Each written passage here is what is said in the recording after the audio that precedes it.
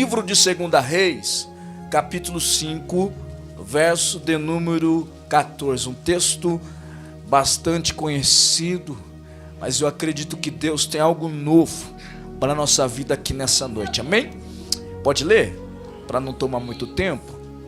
Diz assim a palavra do Eterno: pelo que ele desceu, mergulhou 7 vezes, conforme a palavra do homem de Deus, e a sua carne foi restaurada e tornou-se como a pele de um menino, e ficou purificado. Amém? Pode sentar louvando a Deus. Oh, glória a Deus. Esse texto é um texto bastante conhecido. Acredito que você já cansou de ouvir sobre o que aqui está escrito, a história de Naamã. Acredito que muitas vezes você também na sua casa já tenha parado para meditar e refletir sobre a vida de Naamã. Quando nós abrimos a Bíblia Sagrada aqui nesse texto, no livro de 2 Reis, capítulo de número 5, nós vemos que Deus é Deus de surpresa. Nós vemos que Deus age como Ele quiser e ninguém pode impedir o trabalhar do Senhor. Oh, glória! Quando nós abrimos a Bíblia Sagrada aqui nesse texto, no livro de 2 Reis, capítulo de número 5, e nós estamos vendo a história de Naamã, nós vemos que Naamã é resposta de Deus depois de anos passando por dificuldade. Naamã é resposta de Deus em meio a um povo que passou muito tempo por tribulações, derrotas, fraquezas. Naamã é uma resposta da parte de Deus. Nós temos o costume de ler a história de Naamã do livro do 2 Reis, capítulo de número 5 para frente. Mas quando nós voltamos um pouco os capítulos anteriores, nós vemos que Naamã, ele é uma resposta de força para um povo que há muito tempo ficou fraco, que há muito tempo ficou na derrota. Um povo que tinha objetivos, mas não conseguia ter força para alcançar seus objetivos. Naamã é a força que alguém que passou por muita provação e não desistiu daquilo que acredita. Naamã é resposta de Deus para um povo que está muito tempo na peleja. Quando você volta um pouco os capítulos anteriores, você vê que pelo pecado do povo de Israel, pelo pecado da nação de Judá, Deus vai se afastar um pouco de Israel e Judá. A nação do Senhor, o povo de Deus era dividido entre esses dois povos, a nação de Judá e a nação de Israel. A Bíblia nos diz que por causa da idolatria do povo, porque o povo começou a se declinar espiritualmente, começou a entrar por um caminho de apostasia espiritual. A Bíblia diz que o povo começou a fazer deuses feitos de pedra, deuses feitos de madeira, de gesso, e começaram a adorar estes deuses. E por causa do pecado do povo, Deus vai se afastar um pouco da nação de Judá, da nação de Israel, e os olhos agora de Deus vai se atentar um pouco para a nação da Síria. Parece que eu vejo Deus projetando, parece que eu vejo Deus olhando para este povo. Deus se afasta um pouco de Israel, agora Deus está com os olhos em cima da Síria. Naamã, quando você abre o livro de 2 Reis, capítulo de número 5, você vê que Naamã, ele não nasce na nação de Israel, ele não nasce na nação de Judá. Naamã, ele vai nascer do povo da Síria. O povo da Síria é um povo que vive em uma época de guerra. O povo da Síria é um povo que vive em uma época de conflito.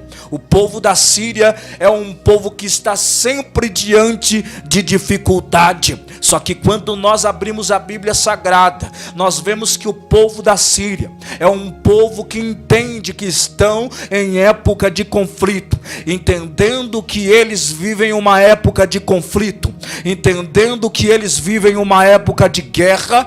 Eles têm a visão de se levantar e de se preparar para o conflito, entendendo que eles vivem uma época de crise, de guerra, de batalha, de peleja. Eles têm a visão de se levantar, pegar arco e flecha e ficar treinando, pegar espada e ficar treinando, pegar lança e ficar treinando, pois eles entendem que a qualquer momento o inimigo pode atacar. Em uma época de guerra, nós precisamos ter a visão da preparação. Tem gente que sabe que vive em tempo de guerra, mas não faz questão de se preparar. Tem crente que sabe que vive em tempo de conflito, mas ele não está nem aí para a vida espiritual, pois ele está na igreja e ele só olha a chamada com os olhos da carne, tentando ver a chamada com os olhos da carne, pastora. Ninguém consegue ver promessa, ninguém consegue ver que Deus está operando, vendo com os olhos da carne. Ninguém pode contemplar os anjos que estão guerreando a favor da tua casa aqui nesta noite. Mas se porventura Deus abrisse os teus olhos espirituais, tu ia ver os anjos do Senhor guerreando pela tua casa, guerreando pela tua vida. Enquanto tu está aqui, o que tu está fazendo? Tu está recebendo poder. Poder para quê? Para guerra. Está sendo travada uma guerra, e saco vazio não para em pé. O crente que foi convocado na obra de Deus, o que ele precisa? Da ajuda do Espírito Santo de Deus. E aonde que eu encontro a presença? É na casa de Deus. Quem vem para a casa de Deus recebe a presença. Quem vem para a casa de Deus recebe unção, recebe fogo. É lógico que nem todos têm esta visão. Quem não se lembra do que aconteceu no livro do Atos dos Apóstolos, capítulo de número 2, existiu uma promessa que os discípulos seriam cheios do Espírito Santo. Existiu uma promessa. Joel profetizou no seu livro dizendo: nos últimos dias, diz Deus, derramarei do meu Espírito sobre toda a carne. O Espírito vem para tirar toda a limitação e debilidade da carne. Quando o Espírito desce, o Espírito vem para dar poder para aquele que é comum, para aquele que é simples. Existe uma promessa. Quem não se lembra quando o próprio João Batista, lá nas águas do Jordão, quando os povos vinham para ser batizado por ele, o próprio João Batista começaram a dizer: eu, na verdade, estou vos batizando com água para arrependimento de pecado, mas depois de mim está vindo um mistério aí mais profundo, mais impactante. Ele não vai vos batizar com água, mas ele vai vos batizar com Espírito e com fogo. Com Espírito e com fogo. Existe a promessa do Espírito ser derramado. Existe esta promessa de um Espírito de Deus descer e tirar toda a fraqueza, toda a debilidade, todo o cansaço da vida do crente. Quando o Espírito desce, o Espírito vem para capacitar. Talvez tu chegou aqui nessa noite, quem está entendendo esse negócio? Não tinha nada para pregar, irmão. Estou pregando aqui o que Deus colocou no meu coração essa noite. Talvez tu chegou aqui e tu está dizendo: Deus, estou me sentindo fraco. Está no lugar certo. Na casa de Deus tem força para a tua vida. Talvez tu chegou aqui e está dizendo: Deus, estou desanimado. Está no lugar certo. Na casa de Deus tem força, tem vigor, tem renovo, tem ânimo para a tua vida. Alabaracandarácia. Tem força de Deus para a sua vida. Oh glória, é lógico, existe a promessa. Aí quando Jesus sobe ao céu, e no Atos dos Apóstolos capítulo 1, os discípulos estão vendo Jesus subindo ao céu. A Bíblia diz que quando Jesus desaparece entre as nuvens, a Bíblia diz que aparece 2 anjos ou 2 homens vestidos de branco, aponta o dedo para eles e começa a dizer: ei, varões Galileu, por que vocês estão com os olhos fixos no céu? Esse mesmo Jesus que subiu, que foi, ele em breve voltará. Aí a Bíblia diz que os discípulos sobem ao templo e a Bíblia diz que começa a orar, e estão perseverando na oração. E quem ora recebe poder, e quem ora recebe força, e quem ora recebe unção da parte de Deus.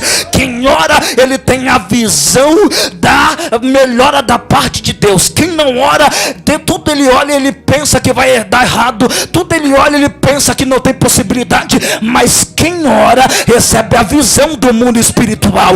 Pode estar difícil tanto que for, o crente que ora, ele olha para a situação e diz: ele está na cocaína, mas tem jeito para ele, está no crack, mas tem jeito para ele, está bebendo cachaça pelos botecos da vida, mas ainda tem jeito para ele, está na vida do crime, mas ainda tem jeito para ele. O complicado é o carnal da casa de Deus, porque ele não tem a visão da libertação, ele não tem a visão de que Cristo tem poder para libertar e para fazer. Mas aquele que ora, a casa pode estar no vale que for, ele tem a visão da melhor. Ele olha e diz: a minha vida vai mudar, a minha casa vai mudar, eu não posso parar por causa de um problema. Quem ora aqui? Oh glória. A Bíblia diz que os discípulos subiram ao templo e agora estão perseverando em oração. Eles estão orando. E o que a Bíblia diz no Atos dos Apóstolos, capítulo de número 2? Que era a hora nona, a hora da oração, a hora em que viam pessoas de diversas regiões entravam em Jerusalém para também orar, para também fazer parte da oração. E nesse momento havia vindo pessoas de diversas regiões do mundo para orar em Jerusalém. Mas a Bíblia diz que os discípulos estavam reunidos em um número de 120 pessoas e estavam orando e perseverando em oração. Não tem que só orar, tem que perseverar em oração. E quando eles estão perseverando, o que a Bíblia diz? Que de repente, oh glória, é assim que Deus age. Quando eles estão orando, a Bíblia diz que de repente veio do céu um barulho como de um vento veemente e impetuoso. É assim que Deus faz. Invadiu toda a casa e foram vistas por eles línguas repartidas como que de fogo. Mas o que me chama a atenção dessa história é que os discípulos estão dentro do templo, e quem está do lado de dentro do templo está orando, está perseverando, está clamando, está acreditando na promessa. Mas o problema é os crentes que estão do lado de fora do templo. Quem está do lado de dentro recebe poder, recebe língua estranha, recebe a visão. Só que o problema não é os crentes, pastora, que está do lado de dentro, que está participando do mistério, que está participando do culto, independente de quem canta, independente de quem prega. Ele não veio para ver o homem, ele veio para ver Deus. E se é a palavra de Deus que está sendo pregada, ele não está nem aí, ele adora, porque é a palavra de Deus. Mas o problema não é quem está do lado de dentro, o problema é quem está do lado de fora. Eu não, irmão, não estou falando quem está aí do lado de fora não, e pelo amor de Deus. Aqui no livro do Atos dos Apóstolos, a Bíblia diz que os crentes do lado de fora começou a olhar para dentro e ver os crentes no poder, na unção, falando em línguas estranhas, recebendo poder. Mas a Bíblia diz que do lado de fora apareceu aquele monte de zoião. Sabe aquele monte de zoião que não perde uma oportunidade para sair falando mal, não perde uma oportunidade para ir embora e dizer: o culto não foi bom hoje, eu não gostei daquela irmã que cantou, eu não gostei da palavra daquele que teve oportunidade para dar salvação. Sempre tem alguém de olho para sair falando mal. E no livro do Atos dos Apóstolos, capítulo 2, está o povo lá do lado de fora, um cutucando o outro e dizendo: mas o que está acontecendo ali? Por que eles estão no mistério, falando em línguas estranhas. O que está acontecendo? Aí uma parte do povo que não receberam poder começou a dizer: eles estão zombando. Outra parte começou a se cotocar e dizer: eles devem estar embriagados. Quem está do lado de fora não entende o que recebe aquele que está do lado de dentro. Quem está do lado de dentro tem a visão da unção, tem a visão da chamada, mas aquele que está do lado de fora, ele não compreende. O que a Bíblia diz? Que o homem natural não compreende os mistérios de Deus. Quem está do lado de dentro nessa noite? Quem está do lado de dentro recebe poder. Existe promessa. Levante, recebe, que labá. Que levante, recebe. Perceba, eles têm a visão, povo da Síria, de que a qualquer momento o inimigo pode vir aí. A qualquer momento o inimigo pode bater na porta.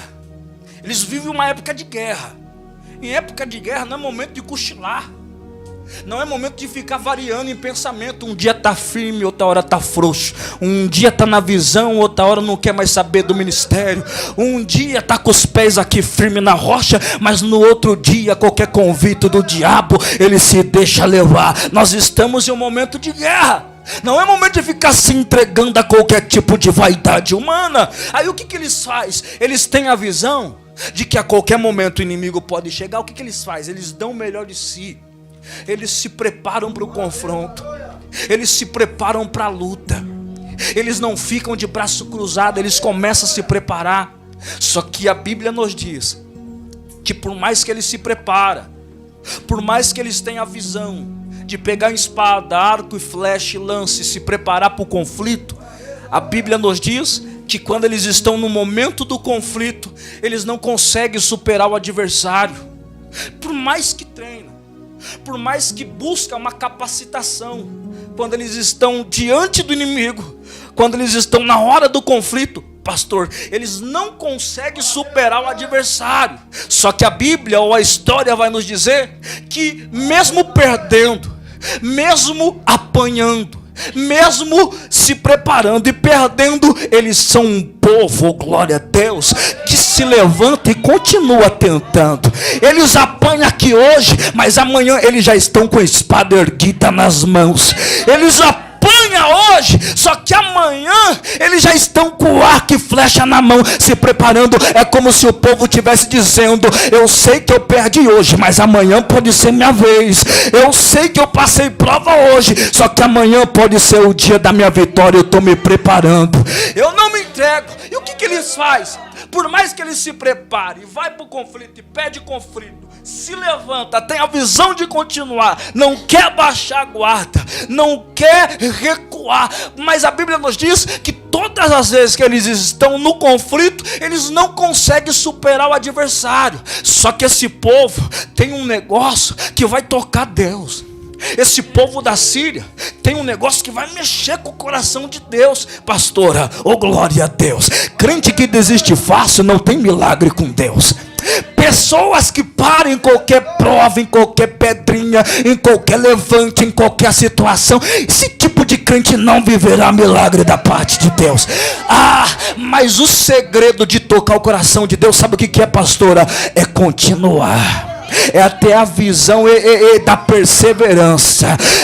Quem desiste não vê milagre, mas quem tem a visão da perseverança, eu estou passando luta, mas ele nunca falou que seria fácil, pois o próprio Jesus disse: no mundo tereis aflição, tem de bom ânimo, assim como eu venci o mundo, vocês também vencerão. Não, ele nunca garantiu que só teria conforto ou estabilidade. Ele disse: tereis aflição. Quem não se lembra quando Jesus pregando, Jesus disse: entrai-vos pela porta estreita, porque largo e espaçoso é o caminho que conduz à perdição, e muitos são os que entram por ela, mas apertado é o caminho para quem vai morar no céu. É o caminho apertado.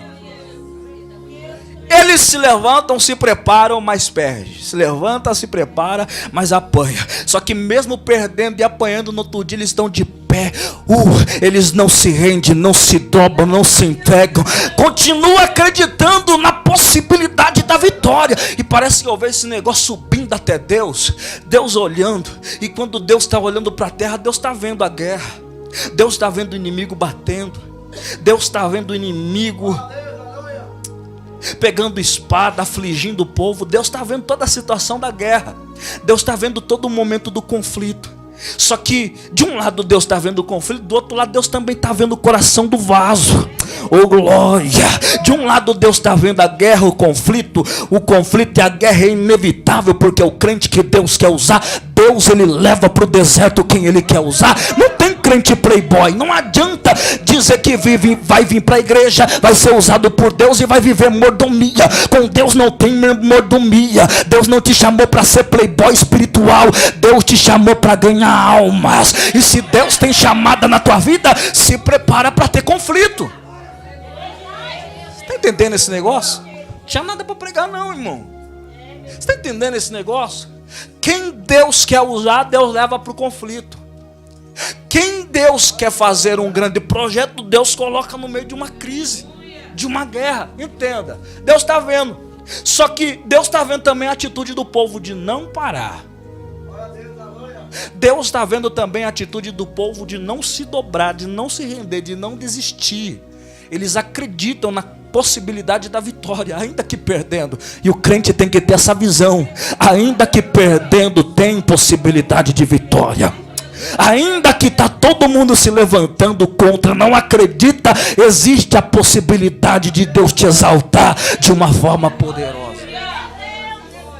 Parece que eu vejo Deus olhando para a terra e Deus vai começar a projetar. Deus vai criar um projeto. E quando você abre a Bíblia Sagrada, aqui nesse texto, no livro de 2 Reis, capítulo 5, nós vemos Naamã. Naamã é um projeto de Deus. Naamã é um projeto de Deus.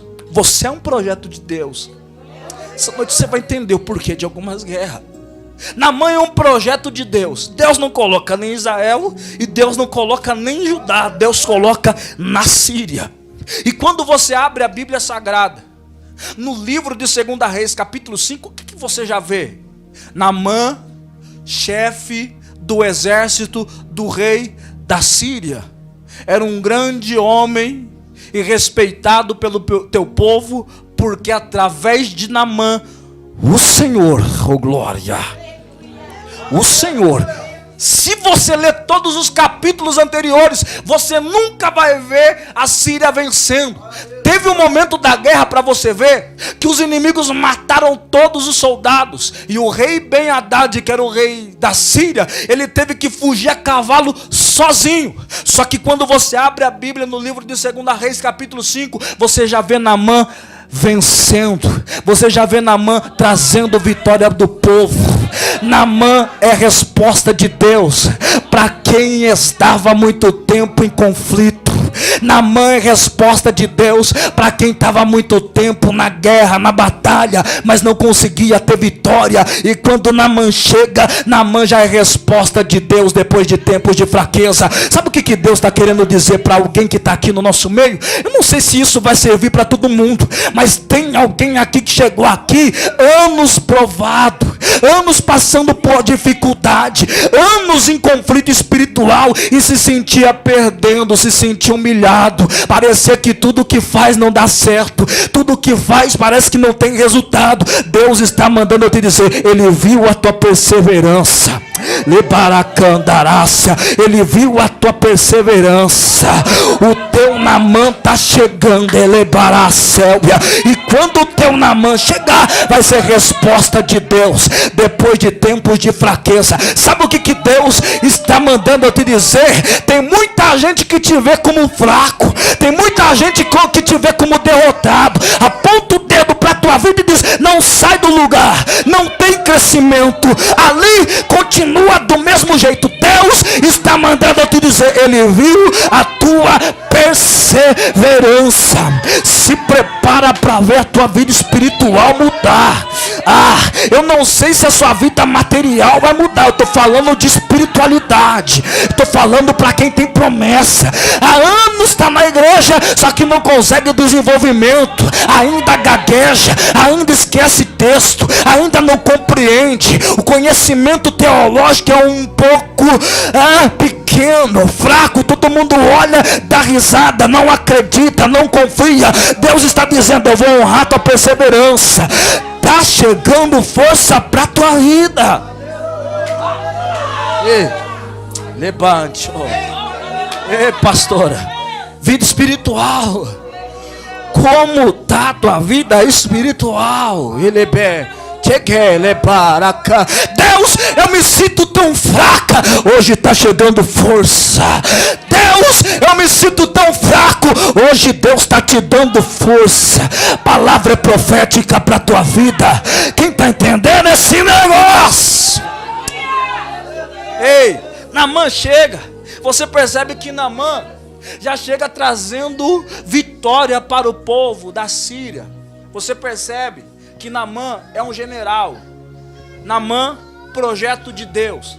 Naamã alcançou o mais alto cargo na hierarquia da Síria. Ele é o general. Não é qualquer um que se torna general. Para ser general, você tem que mostrar garra, tem que mostrar determinação, né, pastora? Tem que ter visão. Ninguém dá cargo para quem não quer nada da vida. Ninguém dá uma responsabilidade para quem não tem a visão. Naamã, ele chega a comandante porque tem visão, é estratégico. Naamã é um projeto de Deus. Ok, eu quero falar agora de Naamã. Naamã é um vaso do Senhor. Quando você olha a vida de Naamã dentro da Bíblia, o que você pensa? A vida de Naamã é perfeita. Casamento equilibrado, vida financeira estabilizada. Sendo um comandante, imagina a alta remuneração que ele não recebe na Síria. Eu imagino que vida confortável, uma vida social extremamente reconhecida na sua terra. Todo mundo quer estar perto do comandante. Todo mundo quer estar perto daquele que é vencedor, que é campeão. Só que quando você olha a vida de Naamã de longe, o que você pensa? A vida dele é perfeita. Ele não tem problemas. Ele não tem dificuldade nenhuma na sua vida. Só que quando você olha o tipo de vaso que é Naamã, você percebe que o que predomina na vida de Naamã é toda uma aparência. Ele constrói uma aparência. O problema de Naamã não é quando ele está na rua, aos olhos do público. O problema de Naamã não é quando as pessoas estão vendo ele. O problema de Naamã é quando ele está dentro da casa dele. Na rua, ele tem medalhas para mostrar para o povo. Na rua, ele tem a espada afiada, sua habilidade para mostrar para o povo. Sou vencedor, ninguém me vence. Olha a minha habilidade, olha como eu sou estratégico em relação às táticas de combate. Na rua, você percebe que Naamã tem toda uma aparência. Todos admiram, todos querem ser como ele. Só que perceba, Naamã é o tipo do crente que finge bem. Tem que disfarçar muito bem o sorriso. Lá fora, diante do público, tem que colocar o sorriso de orelha em orelha. Mas o problema de Naamã não é quando está na frente das pessoas. Todo mundo olha, admiração, é vaso, prega muito, canta muito. Meu Deus, que unção. O problema de Naamã é quando ele está dentro da casa dele. Na rua ele é o campeão. Na rua ele é o implacável. Na rua todo mundo o admira. Mas o problema é que ele chega dentro da casa dele, ele. Será que não tem uns crentes assim, pastora? Diante do povo é o vaso. Diante dos olhos do povo, meu Deus, como é benção. Mas o problema é quando está na casa dele. Fala palavrão, vê coisa que não deve na internet. Conversa fiada. No WhatsApp, no Facebook, no mensagem. O problema não é na rua aos olhos das pessoas. O problema é quando chega em casa. Quando ele tem que tirar todo aquele aparato de soldado, de general. Tirar a medalha, tirar a armadura, tirar a espada. Aí o que aparece? Aparece a lepra. Na rua ele tem que disfarçar muito bem. Mas quando chega dentro da casa dele, aparece o problema, aparece a dificuldade. E o que significa a lepra dentro da Bíblia? A lepra dentro da Bíblia representa sujeira, imundícia. Livro de Levítico, capítulo de número 13. Todo leproso tem que ser excluído. Todo leproso tem que ser colocado num lugar específico. Todo leproso não pode ser colocado no convívio com as demais pessoas. Porque a lepra, além de ser uma doença degenerativa que torna a pele branca, é uma doença altamente contagiosa. Então o que tinha que ser feito? O leproso tinha que ser colocado separado. Mas tem o vaso que ele é profissional em esconder coisa. Tem gente que é ninja para esconder coisas, pastor. Não é verdade, pastor? Aí o que ele faz? Quando ele está na casa dele e ele tira todo aquele negócio, vem a lepra, vem um problema. E o problema vem para dizer: tu não é tudo isso não, rapaz. O problema vem para dizer: ei, menos, trata direito as pessoas, porque você não é tudo isso não. Por quê? Por quê? O problema não é a lepra. O problema é querer humilhar as pessoas. Não tem problema ser doente, mas o problema é querer você humilhar as pessoas. Porque você é vaso, porque você é campeão, porque você tem espada, porque você tem mente, é estratégico, todo mundo reconhece. O problema é quando você acha que é autossuficiente, melhor do que todos, ninguém pode dar opinião, que a tua opinião é absoluta. E agora pensa comigo, você vai entender o que eu estou falando. Pega esse negócio, você vai entender o que eu estou falando, irmão.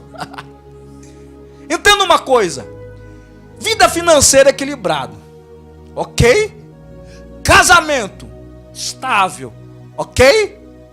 Trabalho, meu Deus, é comandante, estável. Esse negócio de vencer muito, esse negócio de ser o campeão, tem gente, irmão, que não sabe lidar com vitórias. Tem gente que, quando ele cresce, quando ele sobe, quando ele vai alcançando outros patamares, outros níveis, ele não sabe lidar com aquele negócio. E o que ele começa a fazer? Começa a humilhar as pessoas, começa a tratar os outros de qualquer maneira, começa a pisar na esposa, começa a tratar os filhos de qualquer forma. Acha que tem o direito de falar tudo o que pensa, tudo que vem na cabeça, qualquer opinião. E outra, nós temos muito isso de julgar por aparência. Às vezes a gente nem conhece a pessoa e sai falando coisas que não deve. Às vezes a gente nem sabe se é verdade ou se é mentira. A gente vem uma informação para nós a respeito de alguém, a gente não para ver, para observar. Não temos nenhum tipo de direito, mas pelo menos parar, se ver se realmente é aquilo que tem chegado aos teus ouvidos. Aí, quando ele chega dentro de casa, tem um problema, tem uma lepra. E essa lepra vem para entristecer mesmo. Poxa, eu sou o campeão, mas eu tenho um problema. Eu venço os inimigos, mas eu tenho um problema. Eu tenho um casamento estável, vida financeira estável, mas e esse problema aqui? Na mão é de Deus, ok? E quando a pessoa faz parte de um projeto de Deus, o que Deus faz para dar vitória para alguém que precisa de uma vitória? Coisas que a gente não quer, coisas que a gente não espera. O que Deus vai fazer? Aquela lepra precisa ser retirada da vida de Naamã. Aquilo é um problema que precisa ser eliminado. Aí o que Deus vai fazer? O que Deus vai fazer? Deus vai preparar uma guerra. Nada de anjo, nada de Deus mandar profeta para ir lá na casa dele, não. Nada disso. O que Deus vai fazer? Vai preparar um conflito, vai preparar uma guerra. E a gente às vezes não entende o porquê do conflito. A gente às vezes não entende o porquê da guerra. A gente olha pra gente e a gente diz: mas eu não sou crente, eu não sirvo Deus, por que eu estou em guerra? Ei, essa guerra não veio para te envergonhar, irmão. Ei, o que Deus vai fazer? Deus vai preparar uma guerra. E o que a Bíblia diz? Que Naamã se levantou e foi lutar. Contra quem? Casa de Deus, casa de Israel. Naamã precisa de uma libertação, ok? Naamã precisa de um milagre, ok? Aí o que Deus faz? Prepara uma guerra. O que ele vai fazer? Vai lutar contra a nação de Israel. E o que tem Israel? Tem uma jovem. Naamã precisa de uma libertação. Naamã precisa de um milagre. Deus prepara a guerra. E o que tem nessa guerra? Tem uma menina. Ele vai lutar a guerra. E ninguém quer lutar a guerra. O problema é que a gente quer fugir dos confrontos, quer fugir da guerra. E tem muitos crentes perdendo o milagre da parte de Deus. É porque não tem coragem de enfrentar alguns tipos de conflito que Deus prepara. Enfrenta o seu conflito, irmão e irmã. Você está em um conflito? Você sente que você está em uma guerra? Tem um mistério de Deus para a tua vida aí nessa guerra. Deus prepara a guerra. Na guerra, Deus tem um mistério. Na guerra de Naamã, Deus tem um mistério. Qual que é o mistério? A menina. Ah, mas não poderia ter sido o príncipe? Não poderia ter sido algo maior? Entenda, você não escolhe como Deus vai operar na tua vida. Você não determina o que Deus vai fazer para trazer para a tua vida o milagre. O problema da nossa geração é que quer que Deus faça a sua própria vontade. Deus nunca vai fazer a tua própria vontade. Você tem os teus planos. Só que a Bíblia diz que assim como os céus estão muito acima de nós, assim também estão os planos de Deus para a nossa vida. Deus prepara a guerra, e o que tem na guerra? Uma menina. E combate, e luta. Pega espada, arco, talvez saiu machucado, talvez ferido, mas está vindo com manto, está vindo com mistério. Pagou um preço. Eu sei que é difícil entrar em guerra. Muitas vezes você pode sair machucado, com o olho roxo, com uma flechada, com um arranhão de espada. Dói, mas está saindo com o negócio de Deus. E muitas vezes a gente não percebe. A gente só vai perceber depois de algum tempo. Oh glória! É por isso que Deus disse na tua palavra: tudo tem o teu tempo determinado. Deus pode estar te dando vitória aqui hoje, mas talvez tu não está sentindo. Mas depois de alguns dias, se prepara. Tu vai Naamã pega esta menina, e quando ele está indo embora, ele nem sente o que está acontecendo. Ele nem sente o que será revelado para a vida dele. Ele não faz nem ideia que ele está perto da cura, está perto da palavra profética que vai curar a vida dele, mas ele nem percebe, está indo para casa. É como se fosse mais um culto. Foi para o culto, venceu, está indo para casa, mas não percebeu. Mas em algum determinado ponto dessa história, a menina vai ver que Naamã tem lepra. A menina vai ver que Naamã tem um problema na vida dele. E o que essa menina vai fazer, irmão? Crente tem que ser ousado. Deus não conta com crente covarde, com crente frouxo. Nossa geração está cheia de crente frouxo, recuando por qualquer maneira. Deus conta com os covardes. Por quê? O que essa menina vai fazer, irmão? Ela vai colocar a cabeça dela na forca. É, pastor. Vai colocar a vida dela em risco. Por quê? Se ela falar qualquer coisa a Naamã general, não era qualquer pessoa que entrava na presença do rei e nem no general. Se porventura Naamã voltasse de Israel com a enfermidade, o que Naamã ia fazer? Decapitar. Tu me fez perder viagem. Mas quando ela vê que Naamã é enfermo, ela não fica colocando impedimento, não fica colocando espírito de dúvida, porque o problema da nossa geração é isso. Deus deu poder, deu autoridade, mas fica pensando: será que Deus vai curar mesmo? Às vezes está até orando por alguém, está até ungindo alguém. Será que Deus vai curar? Será que Deus vai libertar? O nosso problema é que coloca o será. Sendo que Deus já deu poder e autoridade, dizendo: vai, coloca as mãos sobre os enfermos e eles serão curados. Deus não mandou, Deus não revelou, o anjo não se revelou a ela, dizendo: olha, diga-me, mas ela tem a visão, ela conhece Deus, conhece o profeta, conhecendo Deus, sabe o que tem que fazer. E tem mais uma verdade: lá na Síria eles adoravam um Deus por nome de Rimon. De tempo em tempo, Naamã, junto com seus soldados e o rei da Síria, entravam no templo de Rimon e lhe oferecia sacrifício. Perceba que Naamã entra e sai do templo de Rimon com o seu problema. Ele vai para o templo com o seu problema e volta para casa com o seu problema. Irmão, só existe um Deus na terra que pode curar. Ei! Aí o que ela faz? Ela vê que Naamã tem um problema. O que ela faz? Olha, se Naamã estivesse lá em Israel, seria curado esse problema dele aí. Se ele estivesse lá em Israel, em Samaria, onde tem um profeta, homem de Deus, ele seria curado deste problema que está na vida dele. Ela dá palavra, ela dá direção na palavra. Ela não pode obrigar, mas ela dá direção na palavra. Quando a esposa de Naamã conta isso para Naamã, parece que eu vejo, irmão, o coração de Naamã sendo tomado por uma fé tão gigantesca. Por quê? Porque sem fé ninguém faz nada. Sem fé nem para o culto a gente vem. Você só está aqui nessa noite porque existe uma fé no teu coração. Sem fé ninguém faz nada. E o que a Bíblia diz? Naamã, parece que eu vejo Naamã sendo tomado por uma fé. Naamã tem a visão aberta. Existe uma possibilidade de eu ser curado. Meu Deus. Existe uma possibilidade de a minha vida ser transformada. Ok? E o que Naamã faz? Se prepara para ir para Israel. A menina apresenta o caminho. É como se fosse Deus apresentando o caminho. O caminho do milagre é esse. O caminho do milagre não é aqui na Síria, aonde você está. O caminho do milagre é em Israel. O problema é que você está na Síria. Na Síria não tem solução para o teu problema. Mas em Israel, que significa casa de Deus, lá tem solução para o teu problema. Parece que eu vejo Naamã se preparando para ir para Israel. Aí vem o diabo: Naamã, tu é doido, tu vai pagar um preço desse?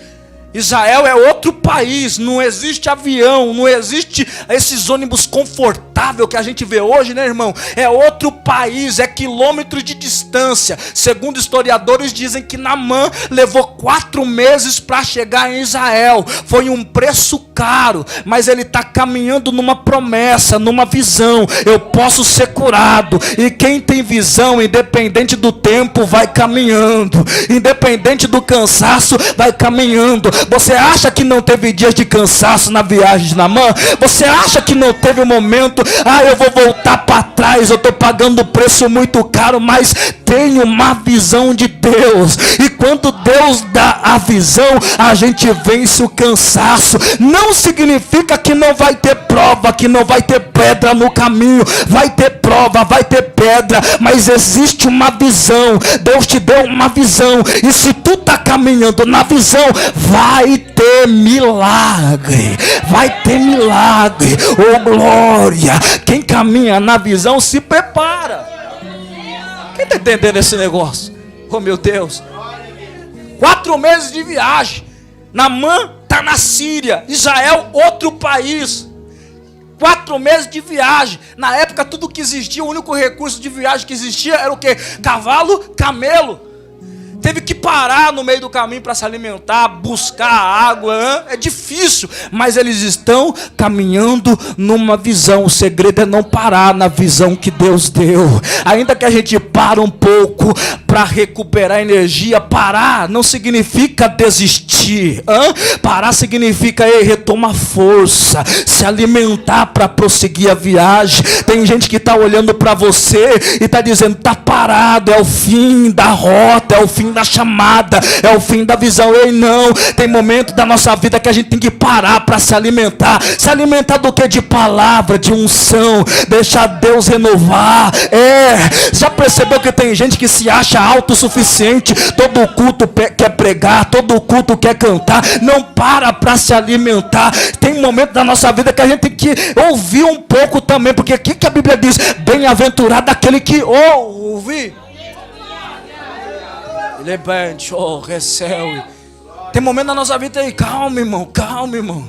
Eu sei que a gente quer, a gente deseja, a gente sonha, mas tem momento da nossa vida que a gente tem que se alimentar também um pouco, orando, jejuando, lendo Bíblia, ouvindo o nosso pastor pregar.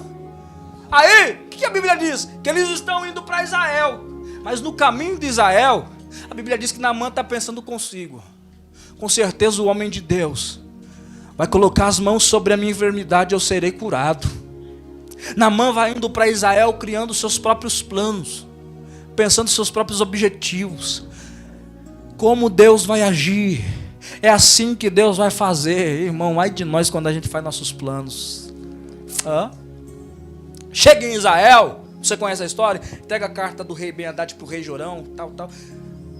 Mas a Bíblia diz que tem um mensageiro que vai até o profeta Eliseu, bate na porta do profeta Eliseu e diz: ei, sabe aquele general campeão, implacável, vencedor lá da Síria? Acabou de chegar aqui em Israel e está precisando de um milagre. O rei está lá no palácio, descabelando o cabelo, porque não tem poder para curar Naamã. A Bíblia diz que o Eliseu olhou e disse: ei, manda Naamã vir aqui, porque ele vai saber que há Deus na terra de Israel. que eu falei? Naamã é campeão. Naamã na frente das pessoas disfarça muito bem. Mas dentro de casa ele tem o seu problema. Vida financeira equilibrado, casamento equilibrado. Esse negócio ensoberbece a gente, irmão. Tem pessoas que não sabem lidar com esse tipo de coisa, vencer muito, ganhar muito, ok? Aí, Deus deu uma direção, ele caminhou na visão, tem uma expectativa, chegou em Israel, o profeta Eliseu mandou chamar, e agora parece que eu vejo o profeta Eliseu orando, clamando a Deus. Porque tem que orar, irmão. Crente tem que orar. Não é porque é profeta, porque conhecem o teu nome. Não, quem faz ainda é Deus. Parece que eu vejo o profeta Eliseu dobrando o joelho. E ele começa a dizer, ó Deus, aí Senhor, este homem campeão Naamã, Deus, qual é a sua vontade para a vida dele? O que o Senhor tem para a vida dele? O Senhor conhece o problema dele. O Senhor sabe o que aflige a alma dele. O Senhor sabe o que perturba ele. Mas Deus, qual que é a sua vontade para a vida dele? Parece que eu vejo Deus falando com Eliseu. Deus vendo o coração de Naamã. Deus vendo essa pequena raiz de soberba. Aí Deus vai falar com o profeta. Eliseu, estou vendo Naamã. Diga para Naamã que se ele quiser ser curado, ele tem que se lavar 7 vezes nas águas do Rio Jordão. Se ele se lavar 7 vezes nas águas do Jordão, ele será curado. Perceba uma coisa, Deus está mostrando o lugar. Deus está dando a direção, Deus está mostrando o lugar. O lugar que Naamã vai ser curado é ali, é no Jordão. O lugar que Naamã vai receber o milagre para a vida dele não é lá no Val de Jaboque, é no Jordão. O lugar que Naamã vai ser restaurado não é em Abana e Farpar, os rios de Damasco, é no Jordão. Deus está dando lugar, ok? Perceba. O Jordão é o lugar da vitória. O Jordão é o lugar que aquele problema vai cair por terra. O Jordão é o lugar que Deus vai tirar da vida dele aquilo que entristece ele. Deus dá o lugar que Deus deu é o lugar que Deus vai exaltar, ok? Mas aí, o profeta entregou a mensagem. Quando Naamã recebeu a mensagem de que ele tinha que se lavar no Jordão, o que a Bíblia diz? Que Naamã ficou nervoso, que Naamã ficou irritado, Naamã se sentiu humilhado. E quando Naamã está nervoso, irritado e humilhado, é isso que Deus queria produzir no coração dele. Deus queria humilhar, Deus queria abater.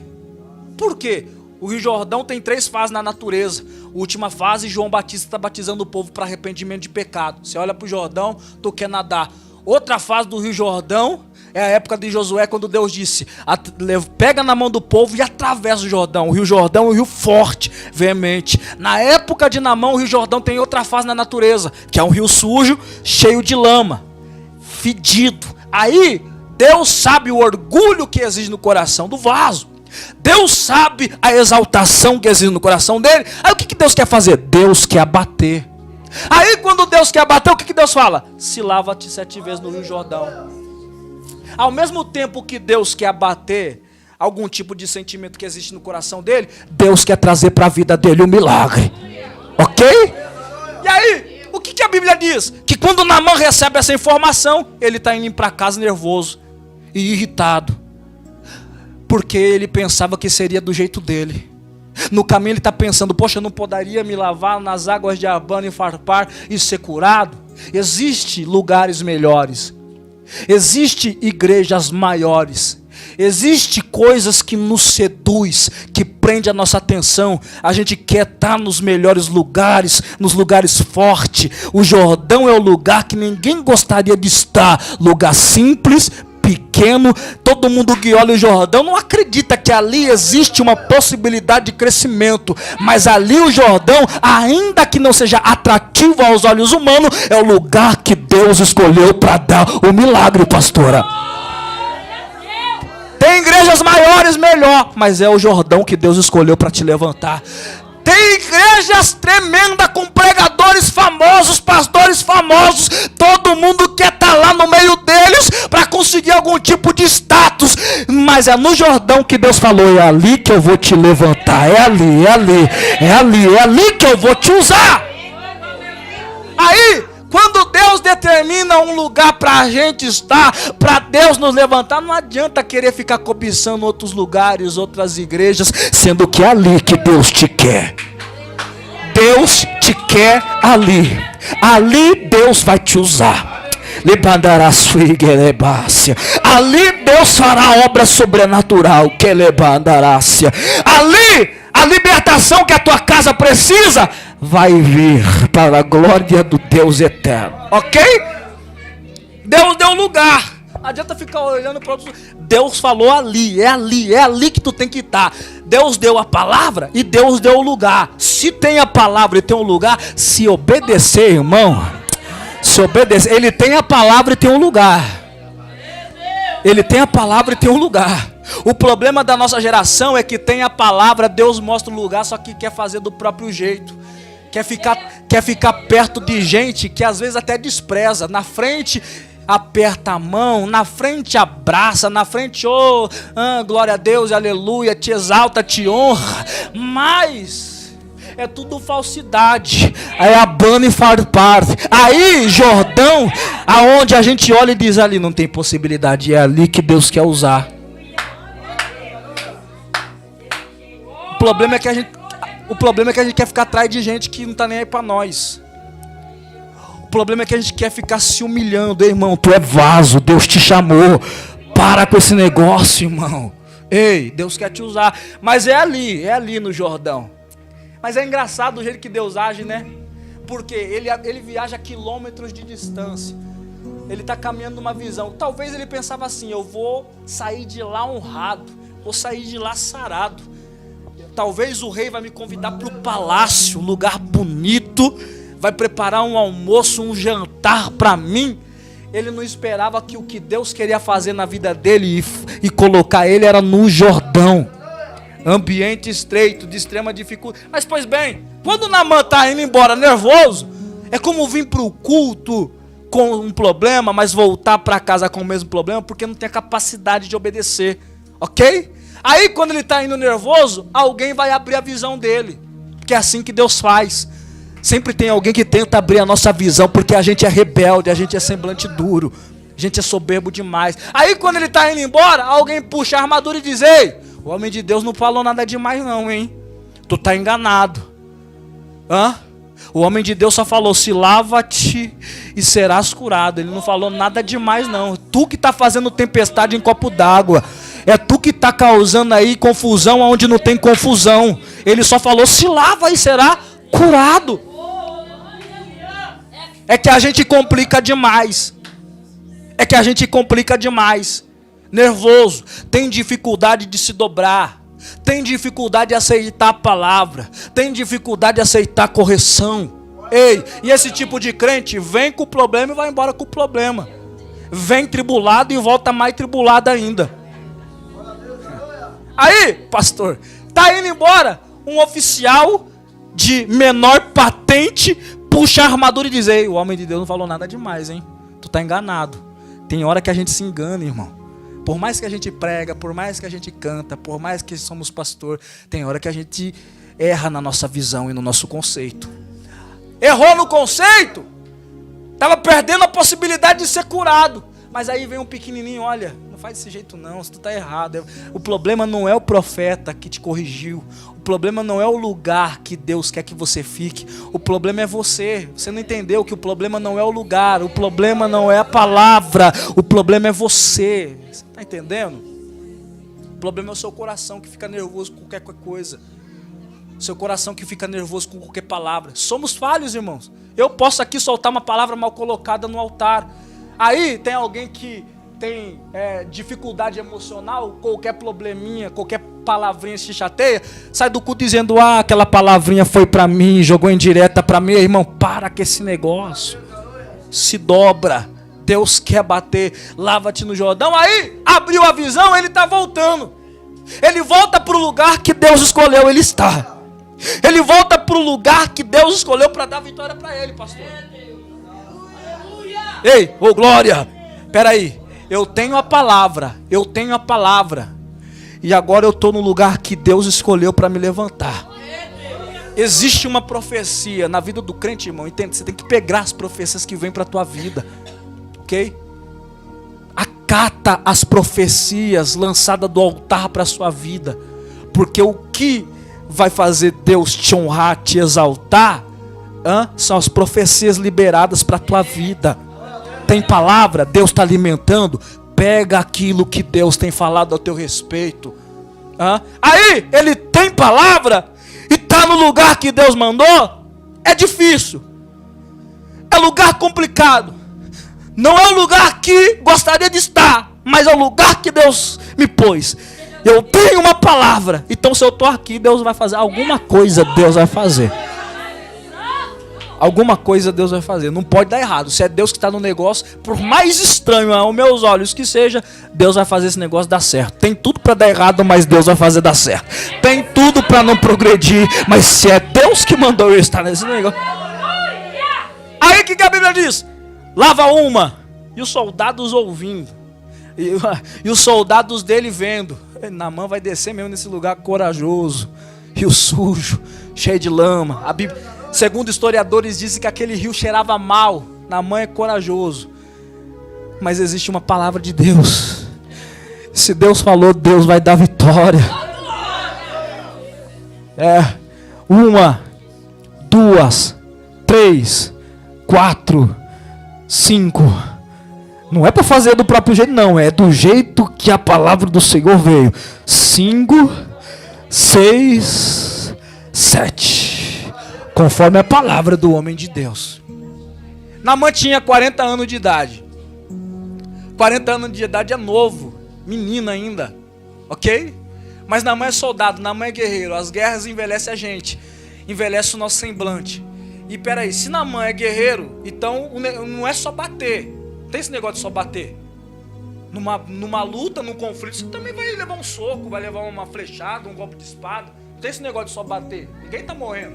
Então, se ele é guerreiro, então ele tem marca de espada, tem marca de arco e flecha, tem algumas marcas de cicatriz de olho roxo pelo seu rosto. Então, ele tem a lepra e ele tem marcas de conflito e marcas do tempo. Quando ele obedece a palavra de Deus, mergulha 7 vezes, a Bíblia diz que a lepra caiu por terra, as marcas do tempo caiu por terra, e todas as marcas de espada também caiu por terra.